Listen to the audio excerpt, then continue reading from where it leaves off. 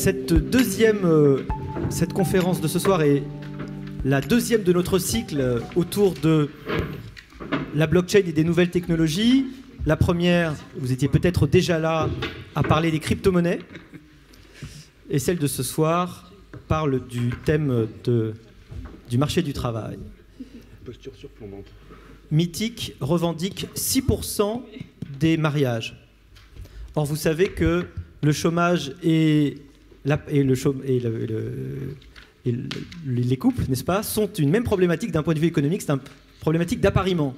Donc, si Internet arrive à améliorer l'appariement entre les couples, est-ce qu'il ne pourrait pas permettre l'appariement entre le besoin de travail et l'offre de travail?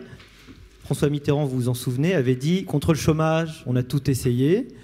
Il y avait un truc qu'on n'avait pas essayé certainement, c'était les nouvelles technologies qui existent aujourd'hui. Alors, est-ce qu'elles vont nous permettre enfin d'en venir à bout? C'est fait partie des sujets dont nous allons parler ce soir. Et je passe la parole sans plus tarder à Marc Landré qui nous fait l'amitié de venir ce soir animer. Merci Olivier.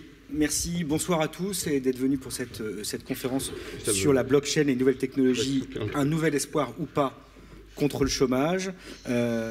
La blockchain. Alors, n'étant absolument pas un spécialiste de cette technologie, je vais emprunter la définition de Claire Balva, qui est l'une de nos intervenantes ce soir. Comme ça, au moins, je suis sûr qu'elle ne me contredira pas sur la qualité de la définition. Alors, c'est quoi la blockchain?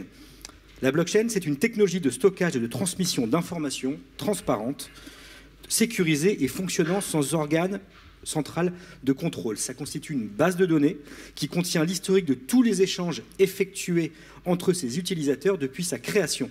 Une base de données qui est partagée par ses différents utilisateurs, sans intermédiaire, et qui permet à chacun de vérifier la validité de la chaîne.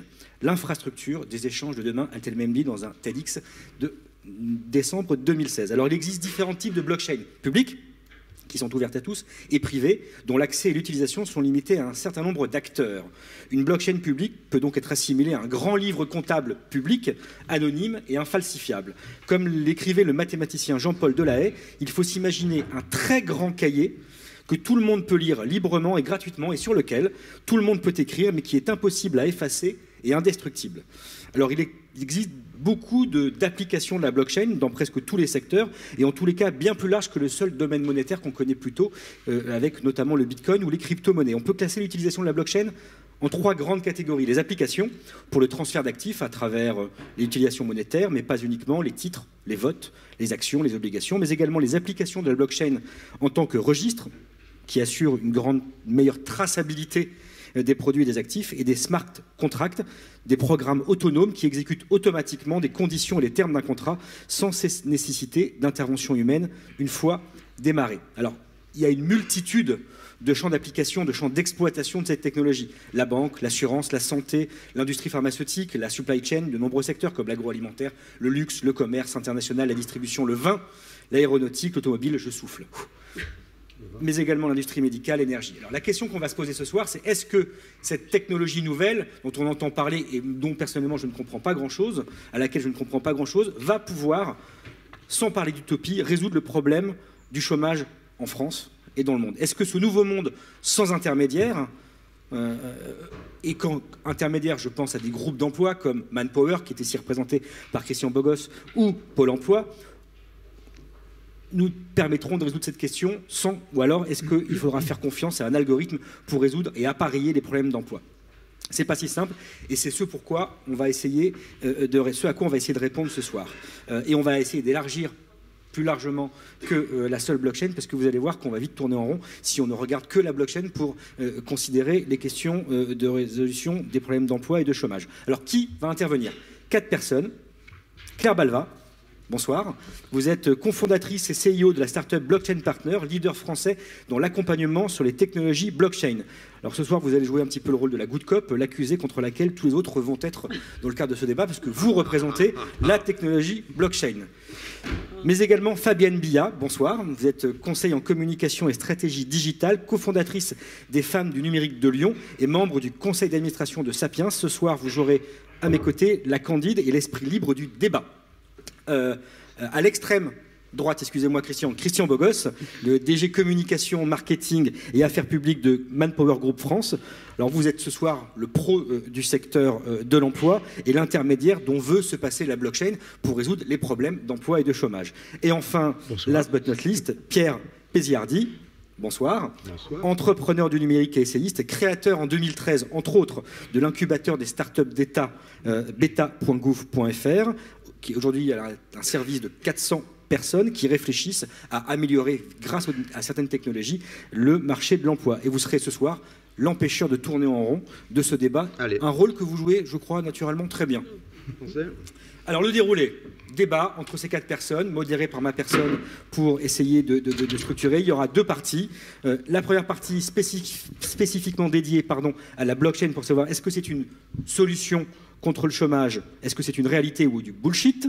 Et la deuxième partie, plus largement sur les technologies, la techno comme un bon outil, un moyen pour améliorer la connaissance du marché de l'emploi. Et on essaiera de vous démontrer par l'exemple que ces technologies peuvent permettre d'y arriver. Ensuite, il y aura une vingtaine de minutes de questions-réponses via l'appli Toguda que je vais pouvoir que j'ai sur mon téléphone et je pourrai donc sélectionner vos remontées soit de remarques, soit de questions pour les intervenants. Donc on va commencer directement avec ce premier thème sur la blockchain comme solution au chômage, réalité ou bullshit. Et je vais donner la parole à l'accusée de ce soir, Claire Balva, qui est donc la spécialiste de la blockchain, qui, elle, croit à la blockchain, mais ça commence bien, pas comme remède au chômage. Est-ce que vous pouvez nous expliquer ça ? Non, c'est simplement que je crois que le problème du chômage est beaucoup plus complexe qu'un simple problème qui pourrait être résolu par une techno ou par une autre. Sur la blockchain spécifiquement, c'est une technologie qui est assez transverse, qui a beaucoup d'applications, mais c'est pas une technologie qui a été conçue pour résoudre un problème comme le chômage, absolument pas. C'est une technologie qui a été conçue au départ pour faire du transfert de valeur sans intermédiaire. C'est le cas de Bitcoin, c'est le cas des crypto-monnaies. Cette valeur-là, ça peut être plein d'autres choses, ça peut être des points de fidélité, ça peut être des droits de vote. Mais finalement, essayer d'utiliser la blockchain pour lutter contre le chômage, c'est un peu tiré par les cheveux. Alors je dis pas que c'est impossible, il y a peut-être des applications qui existent et qui visent à ça. Pour autant, pour être très franche, moi ça fait 3 ans que je suis dans la blockchain et en 3 ans, jamais je me suis dit la blockchain, ça va permettre d'aider à résoudre le chômage. C'est absolument jamais arrivé.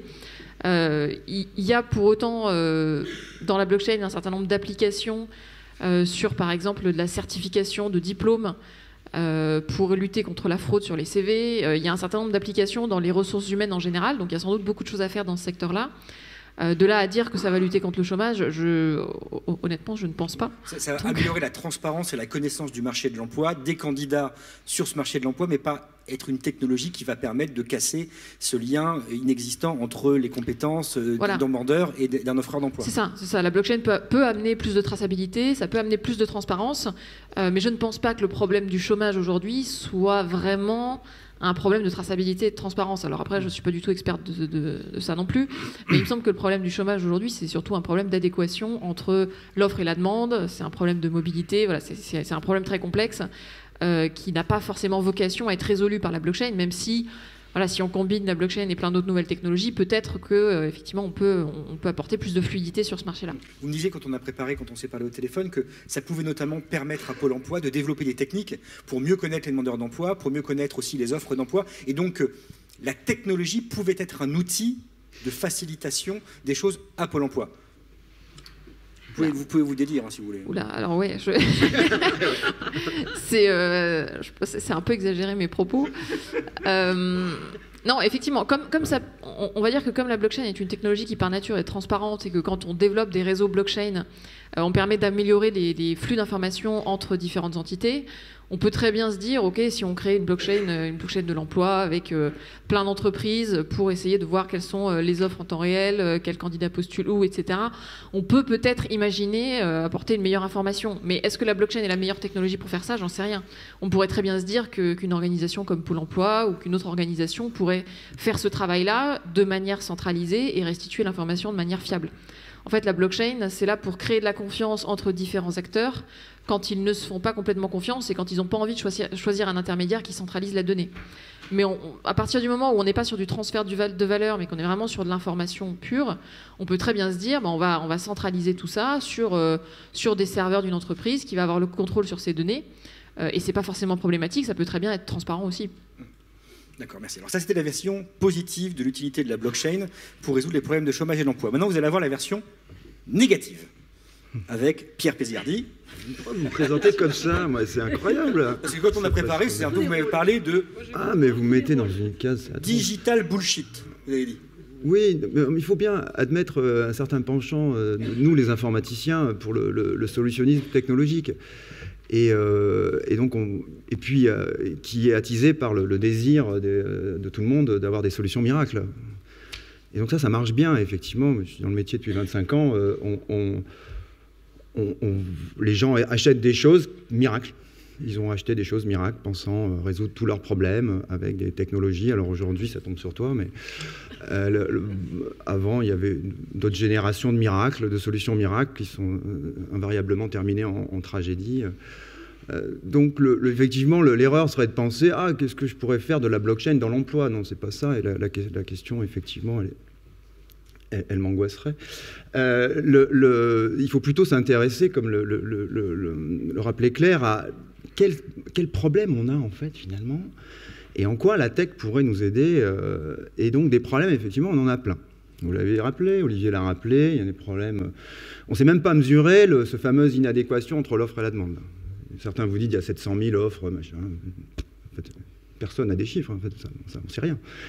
Il y a des chantiers d'insertion qui sont vides et des missions locales qui ont plein de jeunes et ils ne savent pas faire... Donc il y a plein de problèmes d'offres et de demande. Le saviez-vous? Tiens, l'offre et la demande dans les années 80-90, quand on a fondé la NPE, la Pôle emploi, un emploi pour la vie, une offre, c'était une offre d'emploi, et puis on a parié une offre d'emploi avec un demandeur, et ça c'était 80-90% du flux d'embauche. Aujourd'hui, c'est combien ça, les offres d'emploi dans le flux d'embauche? D'après vous, 60%, madame? Ouais, voilà, plutôt 10. Donc c'est-à-dire que c'est plus comme ça qu'on recrute. On recrute sur un marché qui est dit caché et qui est fait de candidatures spontanées, de réseaux, ou de recrutement sans CV. Et donc, c'est dans ces mutations-là que la technologie peut s'adapter. Et donc, l'important, c'est de trouver des bons problèmes et de mettre la technologie qu'il faut pour le résoudre. Je prends donc cet exemple. Il y a 4 ans, Pôle emploi, fort de ce constat, moi je ne le savais pas qu'il y avait un marché caché, mais eux le savaient. Mais j'en dis, mais pourquoi vous y attaquez pas? Parce que c'est un marché caché, il est caché, on ne le trouvera pas. Et vous savez, on crée souvent des horizons mentaux comme ça, où c'est pas possible, il est caché, donc on ne le trouvera pas. Et puis, notre programme de start-up d'État, il consiste à donner du pouvoir à des agents publics indignés qui se disent « Non, mais c'est quand même pas possible ». Donc arrive quelqu'un qui dit « C'est quand même pas possible », ce que je viens de vous dire, que Pôle emploi ne propose donc finalement sur son site et en agence qu'une fenêtre sur 10-20% du problème. C'est incroyable. Et ne propose rien quant à suggérer aux gens de faire des candidatures spontanées vers des entreprises les plus susceptibles de recruter, à part, à l'époque, les pages jaunes. Donc, la liste alphabétique des entreprises. Et donc, vous avez tous dans votre entourage une histoire de quelqu'un qui « Ah, mais j'ai envoyé 500 lettres de motivation, j'en peux plus. » Vous avez tous ça. Bah oui, forcément, ils ne connaissaient pas la bonne boîte. Donc, cet agent coach et qui fabrique sa start-up d'État qui s'appelle La Bonne Boîte... Alors, la technologie qui est derrière, attention, qu'est-ce que c'est? Il s'agit effectivement d'un moteur de recherche qui permet de savoir les entreprises ou qui ont une forte probabilité d'embaucher dans les prochains 6 mois pour que vous fassiez une candidature spontanée. Aujourd'hui, ça s'est déployé sur les 40 000 conseillers, c'est plusieurs millions d'usagers par jour. Et comment ça marche? C'est une régression linéaire sur une base de données. C'est-à-dire qu'on regarde les flux d'embauche, puisqu'on a, dans un pays centralisé, on a l'ensemble de vous, salariés. Là, s'il y a des salariés dans la pièce, vous êtes une ligne dans cette base de données, avec votre date d'entrée, votre code métier, et le SIRET de l'entreprise. Et donc, en vertu du théorème qu'une entreprise qui recrute et qui est encore vivante, qui a recruté, elle va recruter. On a un très très bon taux de prédiction. Bilan des opérations. Quand on fait des analyses d'impact de est-ce que le monde est mieux avec la bonne boîte que sans la bonne boîte? Parce que je vous dis, il y a des millions de gens sur le site, mais et alors? Peut-être que ça ne leur permet pas. Ce qui est intéressant, c'est de regarder l'impact. C'est-à-dire, est-ce que le monde est mieux avec cette technologie, hein, donc, qui est une technologie assez simple, hein, on prend des cohortes de gens. On fait comme... on prend 100 000 personnes identiques dans leur comportement, des cadres supérieurs, des cadres inférieurs, des cadres moyens, des ouvriers, et on leur envoie un mail. La première, on leur dit « Ah, les candidatures spontanées, c'est important, allez sur ce site ». Et l'autre, on leur dit pareil, sauf qu'on envoie sur une impasse, un faux site. Et ensuite, 6 mois plus tard, on compare leur taux de retour à l'emploi. Et, les gens qui utilisent la bonne boîte sont 12% plus performants dans leur taux de retour à l'emploi. Ça vous paraît peut-être ténu, mais compte tenu du nombre d'usagers qu'on a aujourd'hui, en prenant l'hypothèse qu'on leur a fait gagner qu'un mois de chômage, c'est plusieurs centaines de millions d'euros évités en dépenses sociales. Donc, une start-up d'État, c'est une petite équipe emmenée par un entrepreneur, c'est 4 personnes, hein, la bonne boîte. Ça peut diffuser un service public national dans les agences qui transforme les organisations, qui les font dépasser leurs horizons mentaux qu'ils avaient, et à base d'une technologie open source très simple, dont je ne vous parlerai pas aujourd'hui, mais voilà. Donc, pour moi, c'est un petit peu plus ça l'innovation, c'est l'exigence d'impact, hein, pour sortir de cette tragédie un peu du solutionnisme.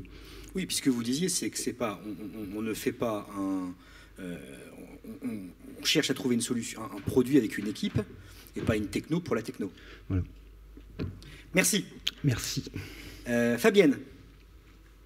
Quel bonheur d'entendre des informaticiens qui parlent comme ça. Et qu'on comprend. Oui, on se rejoint finalement. Non, mais je trouve que c'est plein d'espoir pour la suite. J'ai pas de micro. Je trouve effectivement, moi qui suis pas du tout tech, qu'il y a un discours très français de solutionnisme, et le bonheur va arriver à travers des techs avec des discours même messianiques, avec des gourous qui nous emballent, mais s'ils nous emportent, c'est bien que ça répond à quelque chose aussi, à une attente. C'est peut-être là où on peut s'interroger. Pardon, j'ai un truc qui s'est mis en route et qui... Tu peux l'éteindre qui m'enregistre apparemment, alors que ce n'était pas le but. Et puisqu'on est déjà enregistré... Non, j'ai dû appuyer sur Siri, tu sais. Et... Voilà. J'ai désactivé, moi. Voilà, merci les techs de vous occuper de mon smartphone. Et en effet, on est emballé par ces solutions tech. Mais alors, il y a quelque chose de plus intéressant dont j'aimerais parler, qui est la réponse. C'est-à-dire qu'on est quand même dans des mondes systémiques. Et pour moi, je trouve que la blockchain est particulièrement symptomatique d'une attente de la société. Alors peut-être de la politique, on a des nouveaux modes de consommation par exemple, de partage, de collaboration, de troc, d'échange, etc. On n'est plus dans la possession. Et il me semble que la blockchain répond à justement ces attentes de changement de société, de transformation, de désilotisation, de choses comme ça. Et quelque part...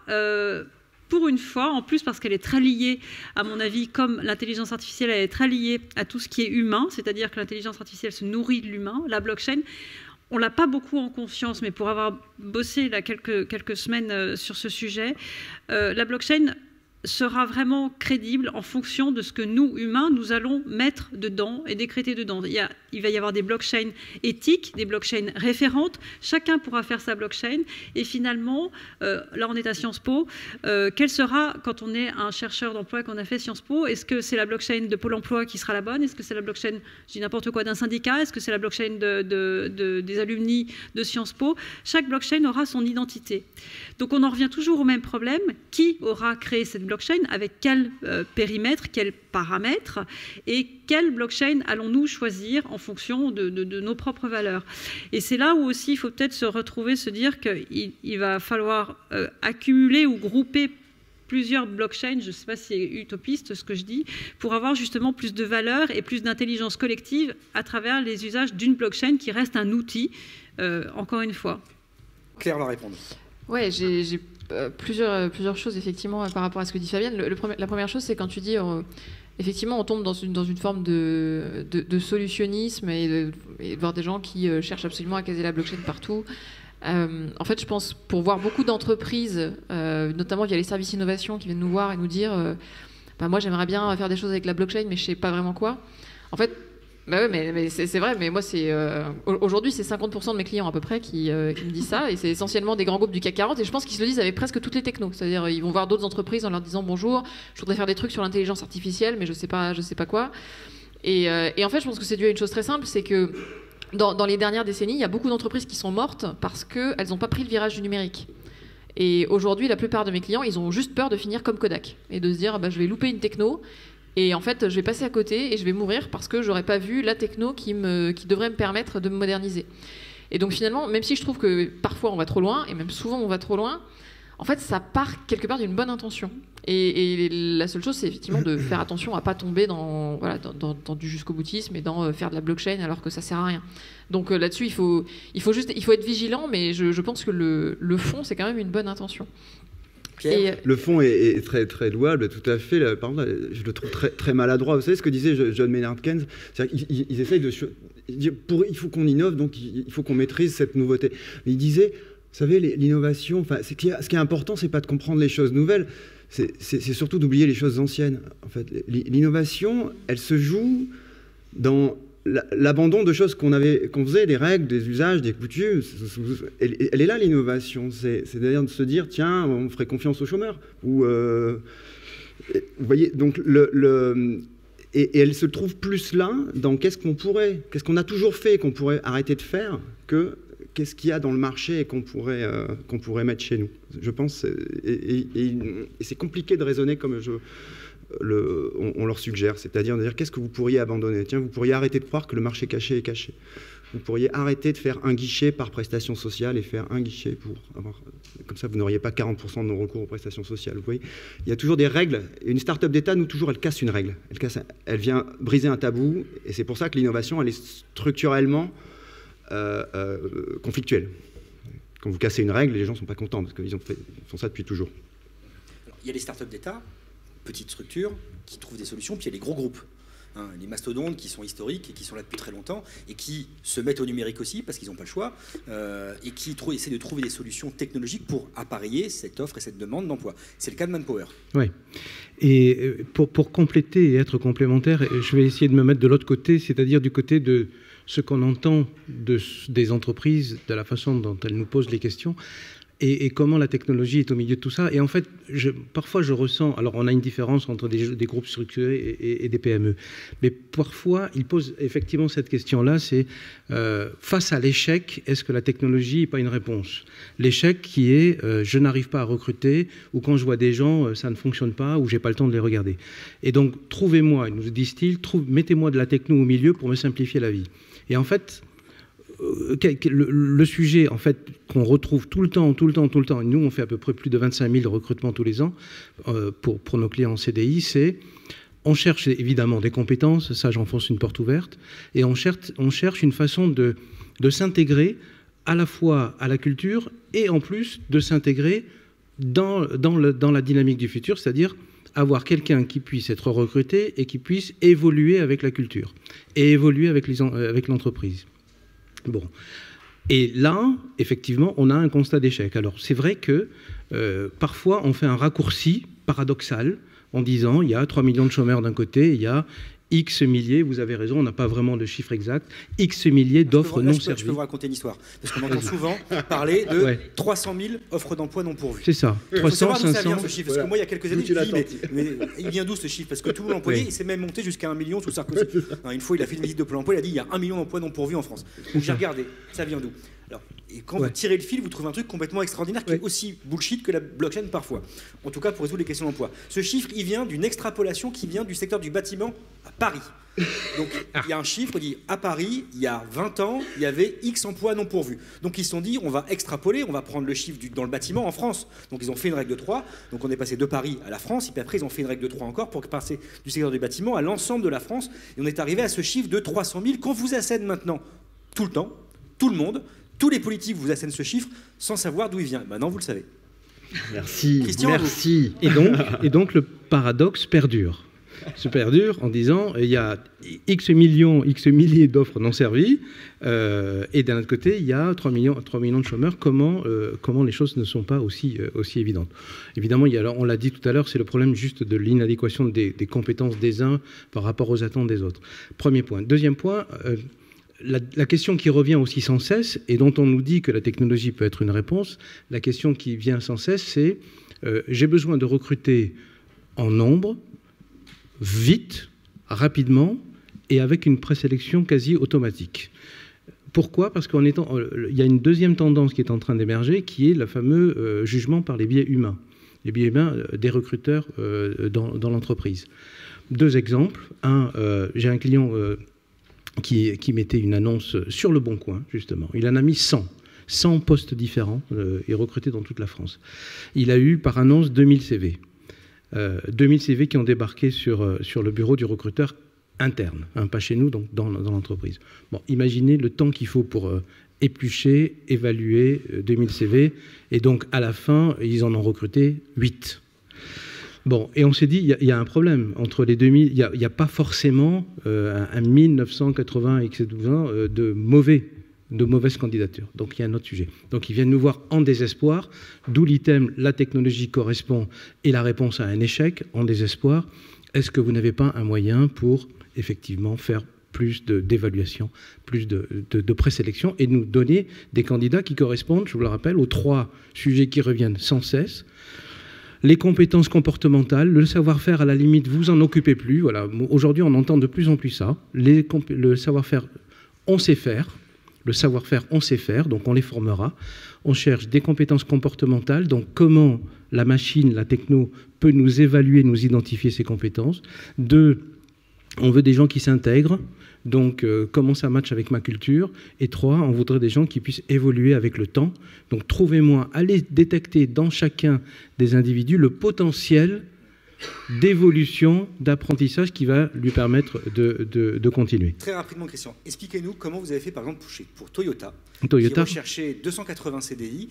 Quelle technologie, quelle technique vous avez mis en œuvre pour leur trouver le mouton à 5 pattes qu'ils cherchaient? Et la technologie est effectivement qu'un outil. Le sujet, c'est Toyota Valenciennes, l'usine de Valenciennes. Effectivement, ils recherchent 280 agents de fabrication avec 2 contraintes fortes. La première, habiter à moins de 25 km de l'usine, et la deuxième, ne pas avoir travaillé pour Toyota dans les 6 mois qui précèdent. Ce qui veut dire que tous ceux qui ont passé un jour, une semaine, un stage devaient être exclus. Il fallait que des gens nouveaux. On a tout essayé, pour le coup. Ils ont tout essayé et ça n'a évidemment pas fonctionné. Il faut dire que le taux de transformation chez Toyota Valenciennes est de 3%. Donc ils prennent 3% des gens qu'on leur présente. Donc on a essayé une autre méthode. Et la méthode, c'est une sorte de recrutement par affinité. On est allé chercher, avec nos partenaires, dans les datas de Facebook, et on est allé chercher tous les gens qui habitaient à moins de 25 km de Valenciennes et qui déclaraient s'intéresser à la voiture. Et donc on a mis sur leur mur Facebook un simple message: vous aimez la voiture, venez la fabriquer chez nous. Et ça a drainé, donc on a eu à peu près on a fait à peu près 10 000 messages, qui a donné à peu près 1300 ou 1200 candidatures qui ont été évaluées par une machine. Alors c'est pas une intelligence artificielle parce qu'elle n'est pas tellement intelligente. Elle fait juste du tri, hein, c'est tout. On est arrivé effectivement à 300 et on en a présenté 300. Et ça a été fait en moins d'une semaine. Et donc, la différence, c'est qu'avant, il y avait un constat d'échec parce que c'était des méthodes traditionnelles. Donc, je suis d'accord avec vous, il faut oublier les méthodes du passé. Et donc, ils étaient un peu dans ce système-là. Et avec une nouvelle façon. Donc, vous voyez, la techno en soi n'est pas très intéressante en soi. C'est qu'elle a juste permis de toucher quelqu'un, de lui proposer un message, pas une annonce, mais juste une proposition, de raccourcir le temps, de faire de la présélection sans biais humain, et de présenter effectivement des candidats à Toyota. Merci. Pierre, dans cette start-up d'État, enfin dans ce beta.gouv.fr, il n'y a pas que la bonne boîte. Vous développez d'autres technologies, enfin d'autres dispositifs, d'autres structures qui justement cherchent à rapprocher l'offre de la demande d'emploi, mettre en adéquation des demandeurs et des offreurs. Est-ce que vous pouvez nous donner d'autres exemples de ces technologies que vous développez, qui ont été développées ces dernières années et qui permettent de rapprocher ces deux mondes qui, aujourd'hui, effectivement, semblent assez disjoints? Il y en a une que vous connaissez, probablement, vous en avez entendu parler, ça s'appelle le Pass Culture. Vous connaissez le Pass Culture? Donc c'est un programme qui a été... Alors c'est une application qui est magique. Elle transforme 100 € d'argent public en 500 € de pouvoir d'achat culturel pour les jeunes à leur majorité. Donc dans cette appli, sur smartphone, l'idée c'est de donner toute la diversité culturelle autour de soi, c'est géolocalisé. Quel était le problème en fait, hein? Donc, les 84 startups d'État, elles ont toujours un modèle économique qui est fondé sur « elles s'attaquent à un bon problème ». S'il n'y a pas de bon problème, il ne faut rien faire.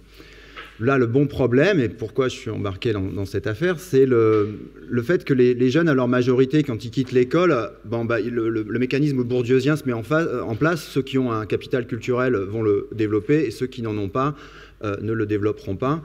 Et donc, on veut permettre, à ce moment charnière des 18 ans, de faire des gestes, que le jeune aille voir une pièce de théâtre, un one-man show, faire quelque chose qu'il n'aurait pas fait s'il n'avait pas eu 500 € de gratuité dans une appli. Donc la difficulté, la technologie, là, quelle est donc tout ça est fabriqué, ça fabrique comme un Tinder, on va dire.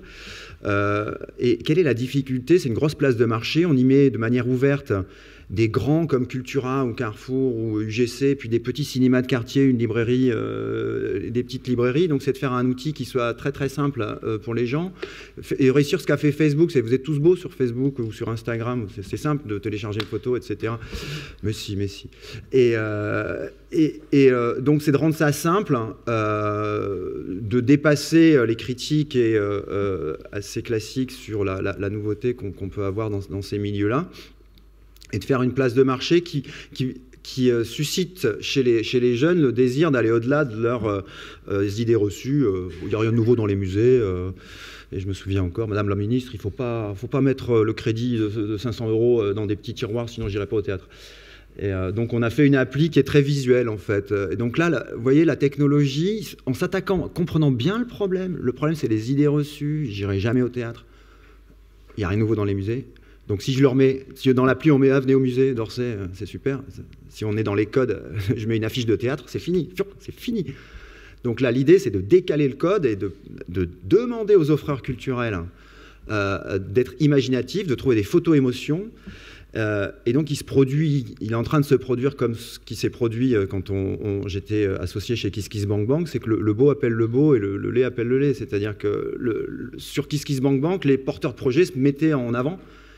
Et en fait, il y a une saine émulation qui se produit, c'est-à-dire que les premiers projets, les autres les regardent, et puis après ils s'inspirent, et vous avez de plus en plus des projets qui sont très très jolis. Il est en train de se produire ça, et donc vous voyez que les difficultés ne sont pas d'ordre technologique pour le coup. Elles sont plutôt d'identification du problème, et après de mettre des hommes en face. Mais des hommes en face, et on en parlera effectivement, la nouveauté pour nous, et c'est mon gros message ce soir, donc attention... ce n'est pas un problème technologique, c'est un problème d'organisation des équipes. Aujourd'hui, vous connaissez tous les tragédies qu'on a financées avec vos impôts, vous vous souvenez, Louvois, le dossier médical personnalisé, le SIRH de l'éducation nationale, l'opérateur national de paye. C'est vos impôts, tout ça. C'est vos impôts. Et tout ça, c'est à la poubelle. Mais attendez, cette tragédie de l'exécution, c'est pas la... Ouais, les miens, ouais. Donc c'est cette tragédie de l'exécution, mais c'est pas la pire. Des fois, la pire, c'est quand on réussit les projets. Et qu'on s'aperçoit que ce qu'on a fabriqué est une tragédie dans sa finalité. Quand on fabrique des usines comptables qui renforcent encore la bureaucratie, pour ne pas la citer, Chorus, le monde n'est pas mieux avec ces choses-là qu'il ne l'était avant. Et je suis mal placé pour en parler parce que moi-même, j'ai occupé un bullshit job, j'ai fabriqué des systèmes d'information inutiles pour des banques, des systèmes BAL2 qui étaient des systèmes très compliqués, qui vérifiaient les risques systémiques d'une banque, des banques, et qui, la veille de la crise de 2008, vous vous souvenez, mes beaux systèmes d'information que j'avais fabriqués avec, donc là, pour le coup, l'argent de votre carte bleue, les voyants étaient verts, bien entendu. Donc ça ne sert à rien, Et l'informaticien, il se trouve souvent le bras armé d'une forme de bureaucratie dans cette reproduction, alors qu'il pourrait être comme je vous le disais, le porte-parole de nouvelles règles, de nouvelles manières de faire dans un 21e siècle. Pour qu'il soit justement ce porte-parole, Claire, il faut peut-être des gens qui soient compétents. Oui, complètement. Et ça me permet de réagir d'ailleurs parce que du coup, je voulais réagir à une deuxième chose qu'avait dit Fabienne tout à l'heure et pour le coup avec laquelle j'étais pas d'accord. C'est tout le monde pourra créer sa blockchain. En fait, aujourd'hui, créer une blockchain, non, c'est quand même relativement compliqué.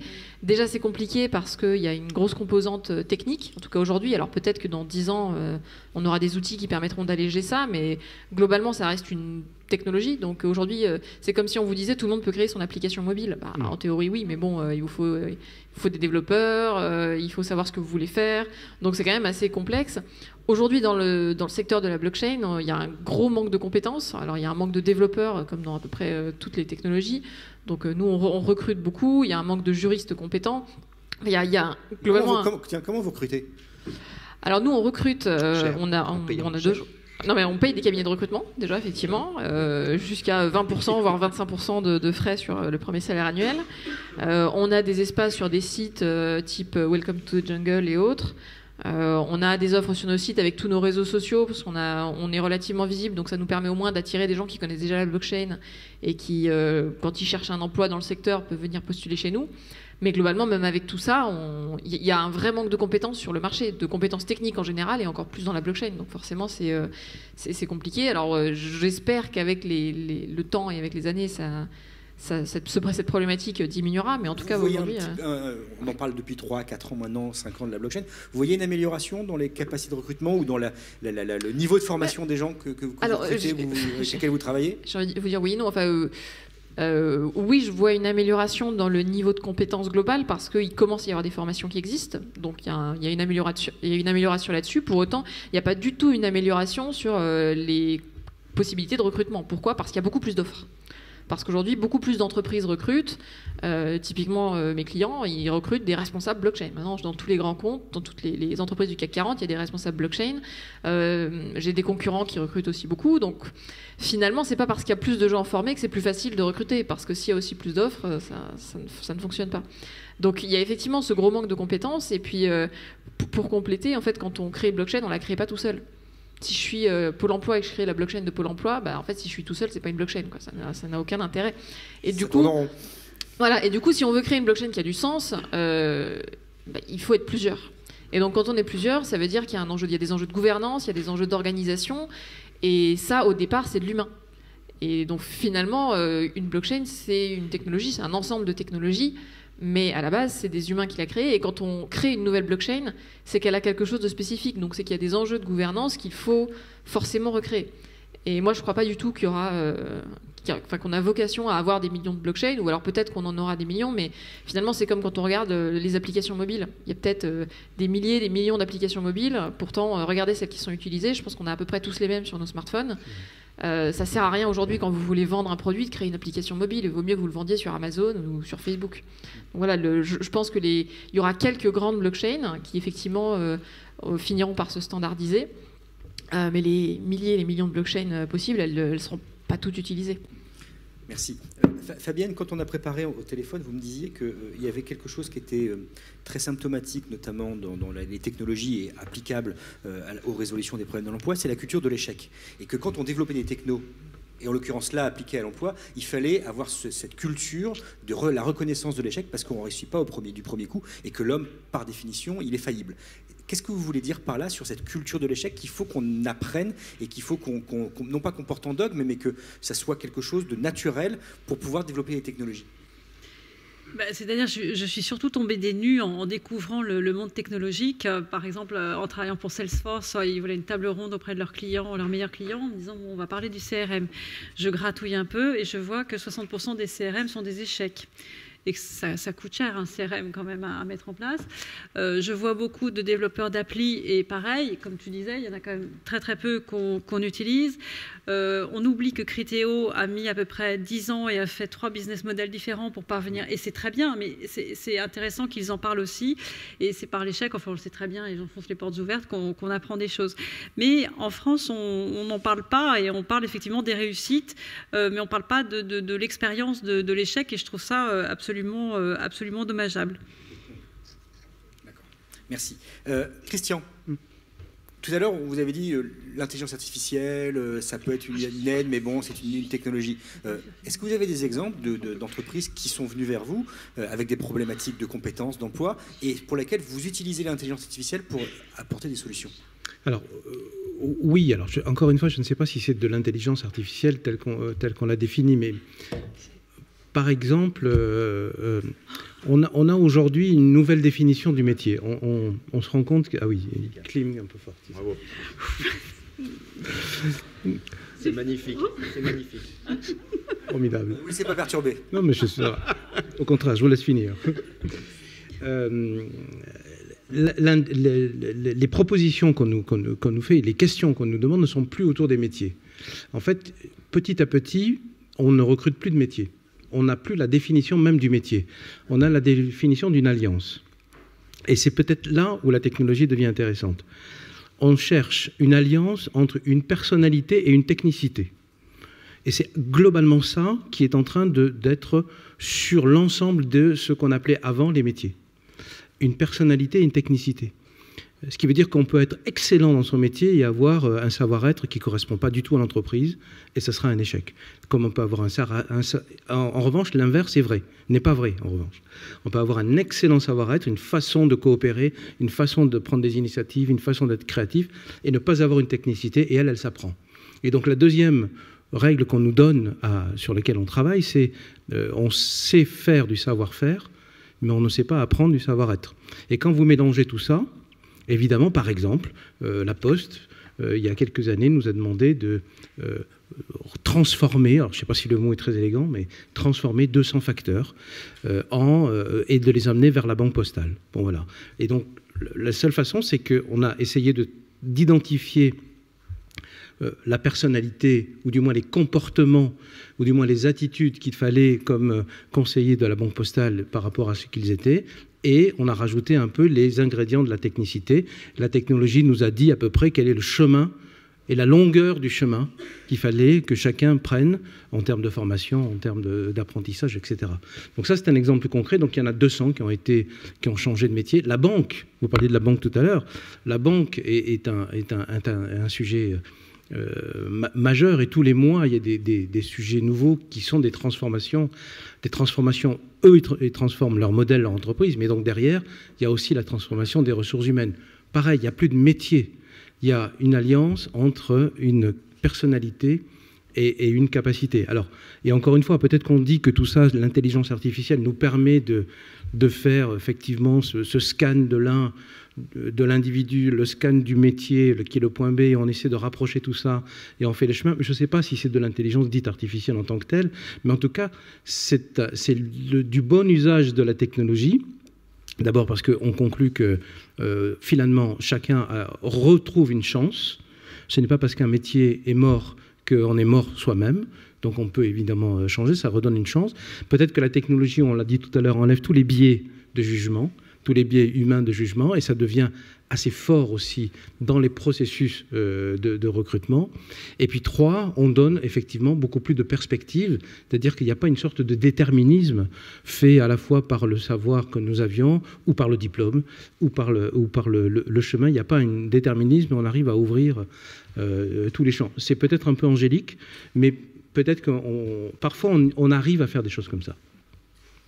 On va passer aux questions. Il y a plusieurs contributions. Je commence par vous, Claire, notamment pour revenir sur le thème de la blockchain, qui disent, par exemple, un registre ineffaçable pour tracer l'adéquation entre l'offre et la demande de travail. Qui accepte et qui refuse équilibre? Sur le même thème, c'est qui va fluidifier les échanges qui font l'objet d'un biais du tiers? Fantasme. Qui définit les règles? Fantasme dans cette salle? Vaste question. Non, mais si je comprends bien, c'est si on voulait créer un tel registre, qui validerait, ça dépend qui le crée déjà. C'est-à-dire qu'il y a plusieurs possibilités. Soit on se dit l'État met en place un tel registre. Bon, déjà, est-ce qu'il a vraiment intérêt à le faire sur une blockchain? Je ne sais pas. Il pourrait très bien dire on crée des validateurs un peu partout en France. Ça pourrait être des collectivités, ça pourrait être des organisations comme Pôle emploi. On pourrait se dire finalement les acteurs majeurs du monde de l'emploi vont jouer ce rôle de validateur. Est-ce que ce serait plus performant qu'un système centralisé? Honnêtement, j'en suis pas certaine. Peut-être que l'État peut très bien gérer tout ça de manière centralisée, l'État ou un autre opérateur. Et qui plus est, la personne qui s'attaquerait à un tel registre fera un registre de 10% du problème. Comme je vous l'ai rappelé tout à l'heure, il n'y a pas d'offres et de demandes qui existent comme ça, qu'on pourrait mettre dans un gros fichier Excel. Ça n'existe pas. Les gens ne recrutent pas comme ça. Et c'est un problème assez récurrent d'ailleurs qu'il y a avec la blockchain. Souvent, la blockchain permet de résoudre des problématiques de confiance. Pour autant, si le problème, c'est où est-ce qu'on trouve la donnée, ça, c'est pas la blockchain qui va permettre de le résoudre. Si le problème, c'est de savoir quelles sont les offres et où sont les candidats, la blockchain, c'est une infrastructure, donc c'est pas elle qui va chercher la donnée. De plus, c'est un moyen, c'est pas un objectif. Voilà. Question, est-ce que LinkedIn n'est pas devenu le mythique de l'emploi? Elle est pour moi, celle-là? Non, quand même pas. Allez, je prends. Est-ce que LinkedIn est devenu le... Putain, les mecs, ils parlent en jargon, là. Le mythique de l'emploi. Donc, LinkedIn, c'est intéressant, mais ça s'intéresse à des... Ça me permettra d'expliquer des startups d'État un peu plus. Et quelle place elles prennent dans un... On n'est pas dans une Union soviétique, donc on ne va pas faire non plus toutes les problématiques. LinkedIn, c'est effectivement un réseau social qui est très utile pour nous, les cadres. Enfin, vous qui êtes... Mais vous n'avez pas vu de caristes ou de boulangers, ou très peu, dans LinkedIn. En tout cas, ça ne leur est pas très utile pour se mettre en avant. Ce n'est pas un outil pour se mettre en avant. Et c'est pour ça que sur des anomalies de marché de ce type-là, l'État est fondé à dire, bon ben nous, on va faire un LinkedIn du pauvre. Et ce LinkedIn du pauvre, alors ne reprenez pas mes propos dans ces termes-là, mais on sort tous Twitter. Ouais, c'est ça. Zut, raté. J'ai servi avec 2 Z. Oui, merci. Donc un LinkedIn adapté, n'est-ce pas, à tout le monde, à tous, les Français, les Françaises, et qui permet de, ça s'appelle Maintenant, ça fait du matching justement pour vous chercher un job de vendangeur, vous cherchez un job de vendeur, vous cherchez 60% du flux d'embauche, il peut se faire sans CV sur les métiers aujourd'hui. 60%. Vous imaginez, et ce que disait Manpower est très juste, hein, les gens cherchent des savoir-être avant de faire des savoir-faire. Donc le CV ne vaut plus rien, on s'en fout en fait. Ce qu'on veut savoir, c'est est-ce qu'il se lève, est-ce qu'il est sympa, et est-ce qu'il va être sympa avec les clients et ses collègues, est-ce qu'il est un peu opiniâtre, etc. C'est ce type de choses-là. Et donc on a fabriqué un réseau social qui fait du matching offre-demande, voilà, adapté, et voilà à quoi ça ressemble un LinkedIn pour tout le monde. Et ben c'est maintenant ça fait environ 5000 mises en... C'est live depuis 2 ans, ça fait 5000 mises en relation par semaine. Donc ça a encore pas pris une place totalement intégrée dans Pôle emploi, mais c'est en gros décollage. Juste peut-être un partage d'expérience pour compléter, et encore une fois sans généraliser. Oui, vous avez raison, LinkedIn est sur les cadres, c'est une mise en relation, et en termes de recrutement, c'est quand même assez ciblé. Mais l'année dernière, moi j'ai lancé un système de recrutement pour essayer d'avoir 200 000 candidatures supplémentaires. Eh bien, le résultat des courses, c'est que c'est Facebook qui ramène le plus de candidatures. Ouais, tu vois, voilà. J'utilise ça. Et bien au-delà, bien devant, très loin devant Le Bon Coin. Et j'enlève les job boards, mais effectivement, c'est pas le même usage, évidemment, entre Facebook et LinkedIn. Pas du tout le même usage, pas du tout la même cible. Mais ce qui est fascinant, c'est que c'est un... Et encore une fois, on ne met pas d'annonce sur Facebook. On dit simplement, si vous cherchez un job, quelle que soit votre qualification, postulez et on aura quelque chose pour vous. Et nous, on utilise beaucoup Facebook parce qu'on a une stratégie de ce qu'on appelle le plateforme, d'état plateforme. C'est-à-dire on projette le service public là où sont les gens. Donc les gens, ils ne sont pas tout le temps sur pôle emploi.fr, il faut le savoir. Ils sont aussi sur Facebook. Oui. Mais par contre, on sait qu'ils sont, comme je vous l'ai dit, 12% plus performants quand ils vont sur la bonne boîte. Donc, qu'est-ce qu'on fait ? Comme Facebook a une responsabilité sociale, environnementale, il nous offre un peu d'espace publicitaire. Et on peut mettre des publicités en disant, en captant des signaux comme quoi il est demandeur d'emploi, on peut cibler des publicités, on dit, tiens, vous pourriez envoyer une candidature spontanée, et on peut mettre le nom des entreprises. Vous voyez, donc on peut projeter le service public, parce que peu d'entre vous connaissez la bonne boîte, par exemple. Mais vous connaissez tous Facebook. Voilà. Vous auriez vu des bonnes boîtes sur Facebook. L'ancien monde. Ah non, c'est techno, c'est tech, c'est Institut Sapien, monsieur. Institut Sapien. Olivier, fais quelque chose. Allez, on torse à la ce blanc-bec, là. Ça marche pas ? Eh bien, tant pis, monsieur. Eh bien, tant pis.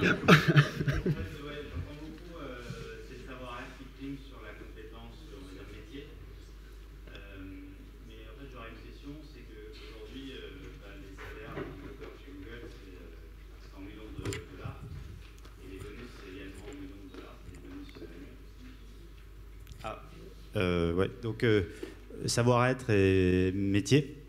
Vous dites savoir-être, c'est très important. Mais les salaires chez Google, c'est en millions de dollars. Et les bonus, c'est aussi en millions de dollars. Ce qui veut dire qu'on est à au moins 2 millions de dollars par an. Et là, c'est des compétences techniques. Et donc, je me demande si finalement ce discours sur le savoir-être, c'est important. Est-ce que c'est pas pour une partie de l'économie un peu traditionnelle, vieillissante, qui est passée à côté du digital et qui en fait n'est plus capable d'investir l'appareil de production qui est le sien d'une façon technique? Bon, d'abord, on ne recrute pas pour Google, donc vous avez sans doute raison. Ensuite, il faut, encore une fois, on ne généralise pas, c'est pas l'un par rapport à l'autre. Mais statistiquement, dans l'ensemble des offres qu'on essaie d'honorer, qui sont à peu près de 400 000 tous les ans, et si vous enlevez les sujets ultra techniques qui cherchent effectivement une compétence ultra rare, aujourd'hui, une entreprise nous dit, et quel que soit le métier, et alors là je veux dire de haut en bas du cadre jusqu'au cariste, quel que soit le métier, peu importe, peut-être pas peu importe, en tout cas, même s'il a fait quelque chose d'intéressant, s'il n'a pas ces compétences que je cherche, qui est travailler avec les autres, créativité, initiative, empathie, et selon les entreprises, les savoirs divergent, eh bien, il ne sera pas recruté ou il ne sera même pas choisi. Donc, et à la limite, on est en train petit à petit de tuer quasiment les savoir-faire diplômants aussi, puisqu'on est en train de se dire, quelqu'un qui a la compétence, quelqu'un qui a la capacité pourra de toute façon apprendre le métier. Et évidemment, j'élimine les développeurs de chez Google. Et encore, pour compléter ce que vous dites, alors je ne suis pas spécialiste de recrutement non plus, mais dans des diverses sources que j'ai lues, Google a quand même un processus de recrutement qui est très spécifique et qui justement a vocation à vraiment cibler des qualités presque plus que des compétences, et où justement ils cherchent à recruter des collaborateurs particulièrement créatifs, etc. Ils ont des entretiens bien spécifiques où ils posent des problèmes un peu absurdes. Et donc finalement, évidemment que les compétences techniques pour un poste de développeur, elles sont indispensables, mais pour moi, les compétences techniques, elles sont finalement assez faciles à cibler. C'est-à-dire qu'il y a des tests techniques. Voilà, vous êtes développeur en Go, on vous fait passer un test technique pour voir si vous savez coder en Go. C'est assez basique. Par contre, ces questions de savoir-être, c'est ça qui est plus difficile à évaluer, je pense. Oui, et puis je pense que le monde de demain n'est pas fait que de développeurs ou que de gens qui sont hyper spécialisés ou hyper techniques. On aura toujours des besoins de métiers basiques avec des gens qui n'ont pas forcément des compétences et au contraire, qui ont des savoir-être. Il y a une question là sur l'appli qui marche. Voilà. Mais ceci dit, j'ai eu du mal à me connecter aussi. Donc, vous avez une question là aussi. Oui, après. Le Bon Coin, fake news ou pas fake news que c'est le premier site de recrutement en France? C'était... Allez, vas-y. Alors, c'est pas le premier site de recrutement. Alors, je vais vous répéter. Le Bon Coin faisait des offres d'emploi. Donc, c'était le premier site d'offres d'emploi qui représente entre 10 et 20% du marché de l'emploi. Ensuite, Jean Basser a décidé finalement de faire cause commune. On a une politique open data. Jean Basser, le patron de Pôle emploi. De Pôle emploi. Et donc, on diffusait les annonces de l'un et de l'autre sur notre site. Donc, le point de diffusion importe peu. Et ils ont rendu ça payant. Donc, les statistiques sont considérablement diminuées. Voilà. Donc, c'est un non-événement. Enfin, c'est pareil. Et en plus, c'est un marché. C'est un marché moins important, voilà.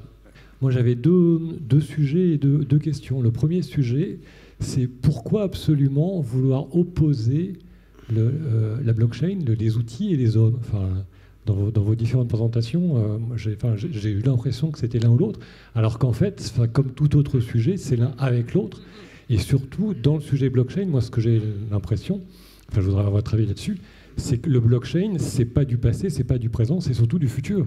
C'est-à-dire que la blockchain de demain et d'après-demain, on ne sait pas du tout comment elle sera. D'ailleurs, je trouve que le mot blockchain est très problématique, parce que dans la tête des gens, blockchain égale bitcoin égale crypto-monnaie, ce qui n'est pas une crypto-monnaie, c'est un crypto-actif, en fait, etc.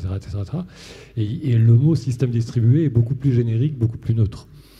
Donc, la première chose, c'est quel est, votre véritable vécu de la blockchain les uns et les autres. Et à part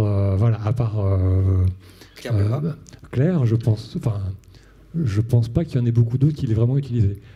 Deuxième question, c'est vous dites, je suis extraordinairement surpris parce qu'on est sur Paris, on est dans une école qui forme avec des typologies de formation extraordinairement précises, de la formation continue maintenant sur 200 sujets différents avec des diplômes extraordinairement précis. Quand on veut faire le moindre stage dans la moindre boîte, on demande des niveaux Bac plus 5, 6, 7, et vous dites qu'on n'en a plus besoin. Donc moi, ma question, elle est toute simple, elle est de dire, est-ce que vous pouvez me citer un seul exemple pour vous 4 ou vous 5 de recrutement que vous avez eu ces 6 derniers mois, si vous en avez eu un, dans lequel vous n'avez pas du tout eu besoin de compétences fonctionnelles métiers techniques? Je peux répondre très rapidement à vos 2 questions. Donc, moi, j'ai dû être maladroit, mais je n'ai pas opposé la question des hommes et de la technologie, j'ai subordonné la question de l'homme et de la finalité à la technologie. C'est tout. Deuxièmement, quant à savoir, moi j'ai recruté ma secrétaire de direction sans CV. Voilà, c'est ma femme de confiance qui fait tout, justement, essentiellement sur des savoir-être. Et après, je vous avoue qu'effectivement, comme elle a 62 ans, j'ai fait un peu de formation continue sur Excel et Google. Et je l'ai trouvé dans le marché caché, comme d'habitude. Voilà. Je vous ai répondu très bien. Moi, j'ai jamais recruté sans CV, en toute honnêteté. Alors, quand je dis CV, j'englobe LinkedIn ou au moins une forme de présentation du parcours de la personne. Parce que tout simplement j'ai besoin de savoir ce qu'il ou elle a fait avant de venir. Peut-être, après je peux tout à fait envisager de recruter sans avoir besoin de ça, mais ça veut dire que je connais la personne et donc que je sais ce qu'elle a fait, donc que j'ai plus ou moins une sorte de CV en tête. Donc en fait ça revient presque au même. Après sur votre autre question et sur finalement le mot blockchain et ce que ça englobe, là tout à l'heure on a donné une définition. Concrètement, cette définition, c'est mes associés et moi qui l'avons faite il y a 2 ans parce qu'il n'y en avait pas d'autres en français. Donc voilà, mais depuis, on ne donne pas toujours la même d'ailleurs parce qu'en fait, il n'y a pas de définition officielle. On utilise un mot anglais parce qu'à l'époque, il n'y avait que de la littérature anglophone. Et donc finalement, nous, quand on a écrit les premiers articles, on a utilisé ce mot-là. Peut-être qu'on aurait dû essayer de trouver une traduction. Enfin, honnêtement, chaîne de blog, ça nous semblait un peu inélégant.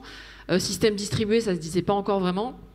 Donc voilà, le mot blockchain est resté. Il se trouve qu'aujourd'hui, le mot blockchain, c'est à la fois la base de données, l'algorithme qui permet de mettre à jour cette base de données entre plusieurs participants, c'est à la fois des crypto-monnaies, à la fois des blockchains privées dans lesquelles il n'y a pas de crypto-monnaie. Donc c'est vrai que c'est devenu un mot qui est très vague et qui du coup donne l'impression d'un mot fourre-tout dans lequel il y a plein de cas d'usage qui ne se ressemblent pas. Et je suis d'accord avec vous, c'est effectivement problématique. Pour autant, aujourd'hui, pour des questions de pédagogie, j'ai pas vraiment mieux. Parce que si je commence à arriver devant quelqu'un et à lui expliquer que cette techno-là, elle est à la fois utilisée dans des registres publics pour du transfert de valeur, et donc on appelle ça comme ça, et que, je peux m'amuser à créer des mots avec plein de définitions différentes. Je peux peut-être répondre parce que là, il y a une contribution sur l'appli qui marche, qui dit quel rôle pour les profils littéraires, il faut me fermer, comme ceux de Sciences Po dans le développement des applications de la blockchain ou autre. Déjà, commencez par parler en français. Ouais. Avec des mots que vous nous manquez. C'est vrai. Après, on n'est pas les seuls à parler de la blockchain, donc on n'est pas non plus responsable de tout. Mais ceci dit, on a quelqu'un de Sciences Po chez nous en CDI, ça se passe très bien. Donc il y a des rôles, tout à fait. Mais globalement, on a des postes. Typiquement chez nous, il y a des postes de consultants. Dans d'autres entreprises, il y a des postes sur du marketing, chef de produit, juriste. Où je pense que des formations comme Sciences Po pourraient très bien convenir. Donc bien sûr qu'une école comme Sciences Po a son rôle à jouer. Moi, j'ai aucun doute là-dessus. Non, puis tu l'as dit, il y a un problème à chaque fois, quand on a une technologie de confiance distribuée, quand on a une confiance centralisée, vous n'avez pas demandé à la Société Générale comment elle stocke votre débit crédit, vous lui faites confiance. D'accord ? Il se trouve qu'elle stocke ça dans une grosse base de données. Et quand vous n'êtes pas content, quand elle vous met moins 10 €, vous appelez la Société Générale.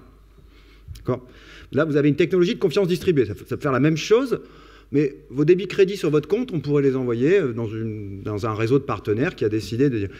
Et là, la politique, c'est que souvent, les ingénieurs, ils ont blockchain, ils disent ah, c'est bien, puis en plus, les banques sont méchantes, alors...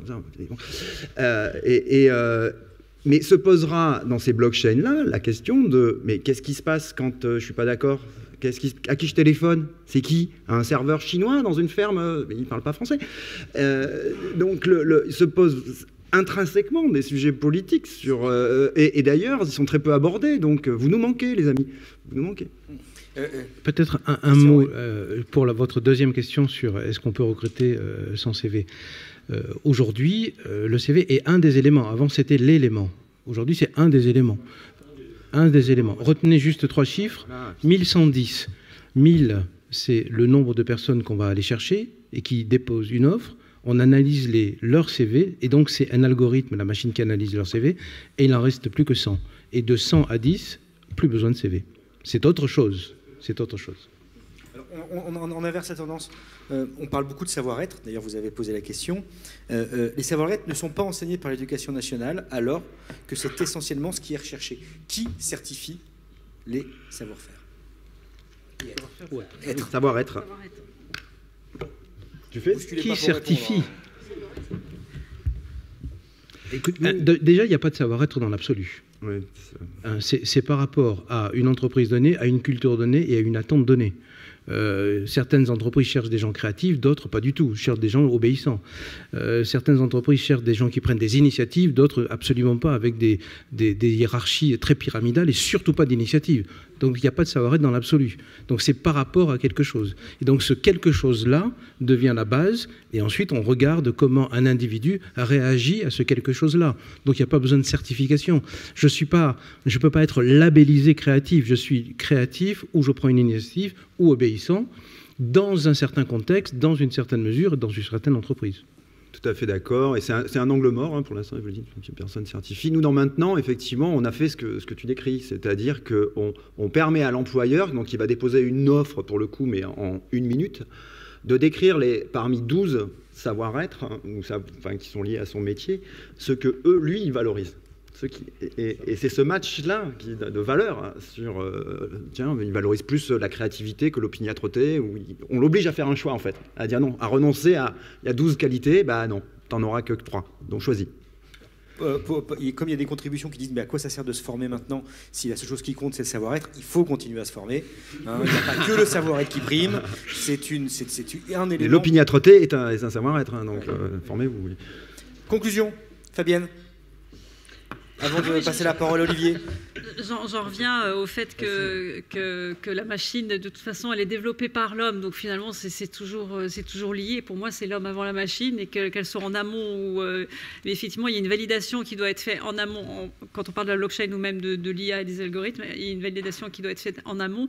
Et je pensais même à ce terme que j'aimais bien où il était nécessaire de labelliser finalement aujourd'hui un petit peu notre culture et nos process de façon à quand ça rentre après avec une technologie, qu'on ait quand même une base un petit peu de fondamentaux pour cadrer avec notre culture et de façon à ce qu'il n'y ait pas de perdition avec derrière des technologies.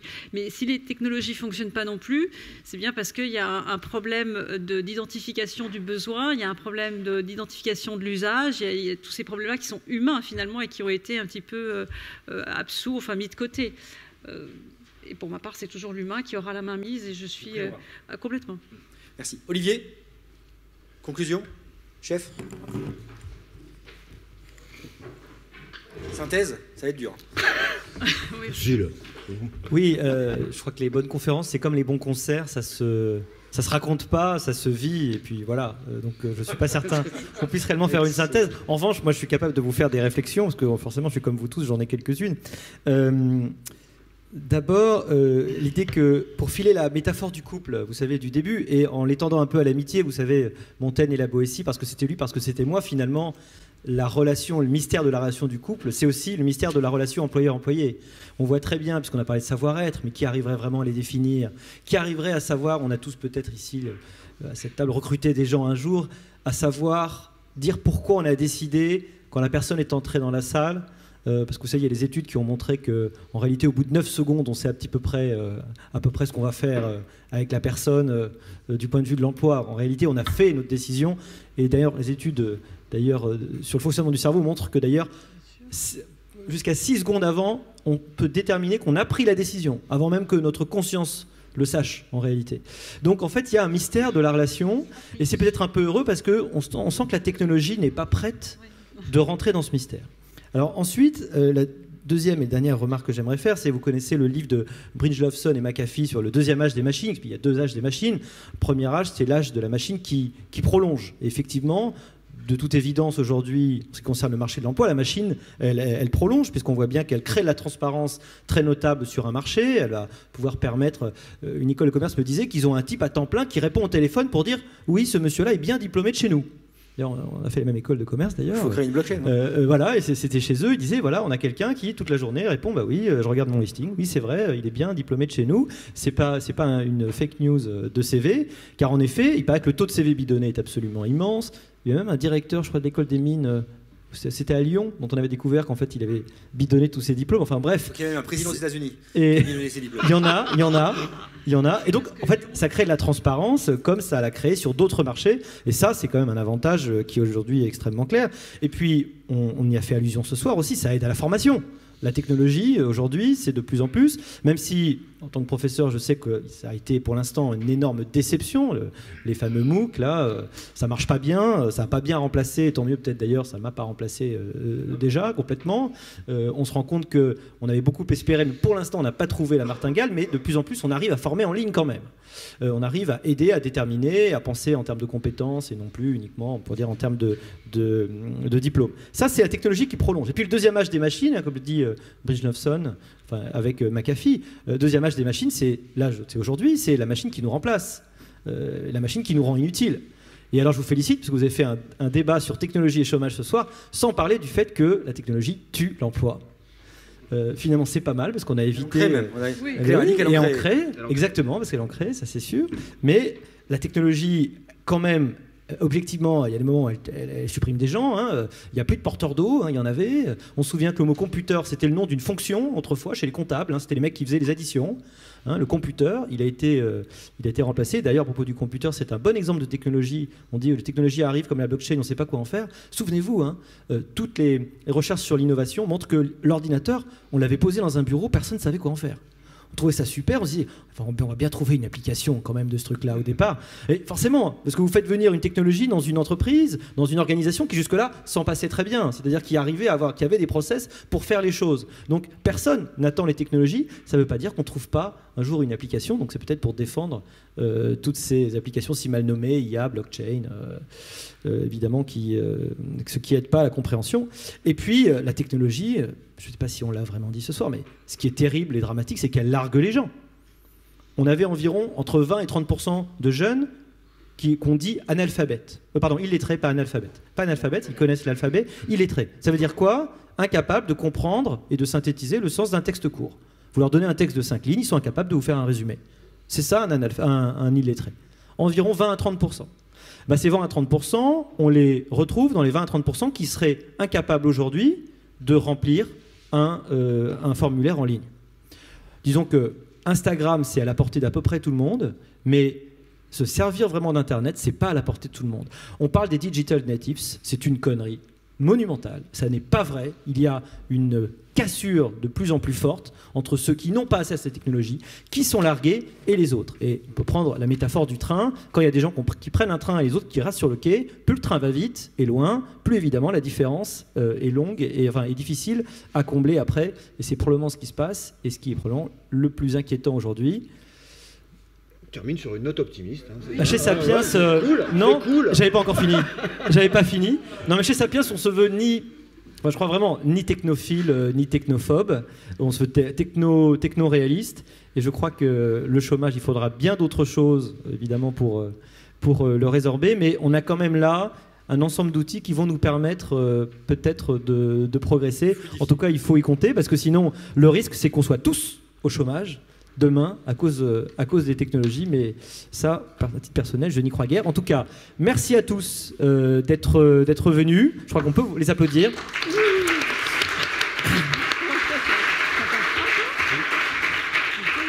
Nous vous donnons rendez-vous pour des tas d'autres super conférences. Nous allons parler énergie ici même le 18 avril, peut-être pas dans cet amphi, dans un autre. On parlera aussi blockchain et santé le 23 mai, blockchain et alimentation le 11 juin. Suivez-nous sur Twitter, retweetez-nous et allez voir nos actualités sur notre site. Et à très bientôt et bonne soirée. Merci. Merci.